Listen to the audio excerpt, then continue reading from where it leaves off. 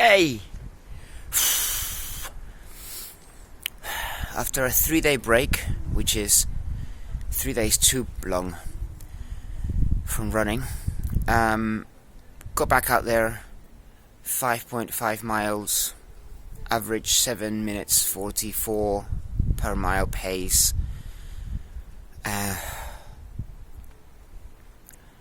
Glad to be back running. You know, 1 day is good, break. 2 days, okay, that's my 2 days for the week used up.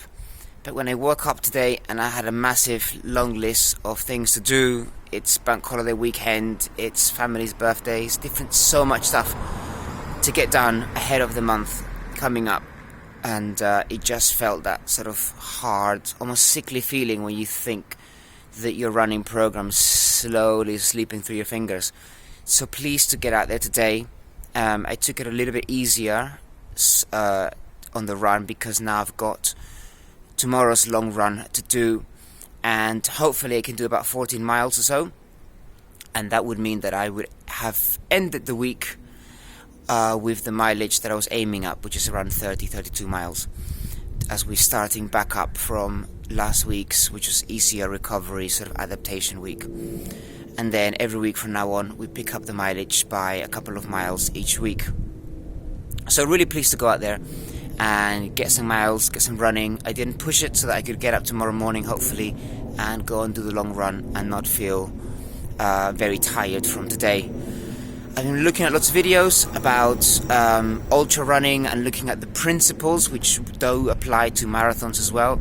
And a very, very respectable, very sort of like looked up and respected person in the ultra running community in the world mentioned that something that helped him with his marathon running to go from just under 3 hours marathon running to 2 hours 20 was this advice that he got given, and he's applied it, and ever since it's really made a massive difference to his training, which is to make your slow runs really slow, so they're super recovery runs, and then to make your fast workout days, hills, repeats, and all those sort of speed work super fast. So really push hard on the speed work, really stimulate your muscles, really get them working, get them sort of, really breaking down in a healthy kind of way, and then rebuilding again, and then use those easy runs to be really, really easy. And it really hit me because he was talking about how in the middle of his sort of earlier days in his career, he was, and this is a professional runner, he was sort of, his lower days and his long runs and his sort of faster days, his hill repeats, they're all sort of, all the times were sort of within a 1 minute range. So he would say that his long runs were around 8 minutes, his sort of faster runs were around 7 minutes 15, 7 minutes 30, so it was all sort of sandwiched in within that sort of 1 minute 30 second range. And what he did after that bit of advice is that he made his slower runs 8 up to 9 minutes per mile pace, and then he made his speed work be in the 6 minute sort of range. He really sort of lengthened that the gap between his slow and his fast work, and that seemed to have really taken his running to a whole new level. So I'm going to try that in the future weeks to come, but for now we are in that theme of increasing the mileage, getting up to 40 miles a week. That's the spirit, guys. Getting up to 40 miles a week. Yeah, good man. 50 miles, even up to 60 miles a week, and then we're going to begin to gradually introduce the speed work. So there we go.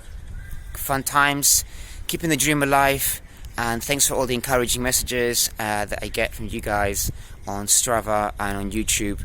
It really does help, because sometimes it's so hard when the weather is cold or when there's so much going on. I really appreciate when friends send a message and they encourage me and they let me know that they are really cheering me on and really pleased and really sort of really happy that I'm getting out there and going after this goal of the marathon. Anyway, there we go, video blog. This is Saturday of week 5. I forgot the days now, must be 5 times 7. It's all mangled up. Anyway, there we go.